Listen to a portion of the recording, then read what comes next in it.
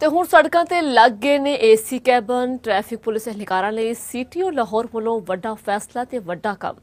तेज गर्मी ते हबस के मौसम में ट्रैफिक अहलकारां दे लई एसी ठंडे कैबन बना दिते गए ने ते कैबन के अंदर ठंडा पानी डिस्पेंसर भी रखा गया है। इस तो इलावा वायरलैस ते मोबाइल चार्जिंग दे लई भी सहूलत दी गई है। इस वेले साडा नुमाइंदा मलिक मुश्ताक एसी कैबन के अंदर माल रोड ते मौजूद है। जानते हैं गर्मी में ट्रैफिक अहलकार किस तरह आराम करते हैं।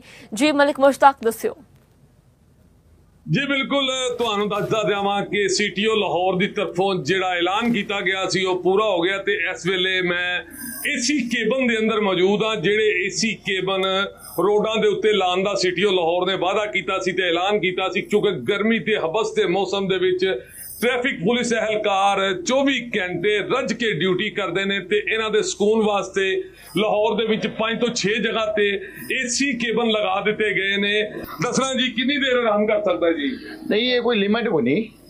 सारे जवान इतने 4-5 जवान चौक च, ठीक है। तो एट अ टाइम असं 2-2 बंदे इतने आके 1-2 बंदे बह जाने हैं, घंटा 1.5 घंटा बिल्कुल रिलैक्स करने हैं। उस तो बाद अपना फील्ड चले जाने हैं। बिल्कुल जी। ये दसो कि जेडे हुण बाहर जेडे जवान बाहर ड्यूटी कर रहे ने, तुहाडे तो बाद आके वो बैठ जाणगे ते तुसीं ड्यूटी करोगे? जी जी जी, वो इत्थे आके रेस्ट करेंगे फिर असीं चले जाएंगे। ये दसना खान साहब किहड़ियां 5 जगह ते लगे ने केबन?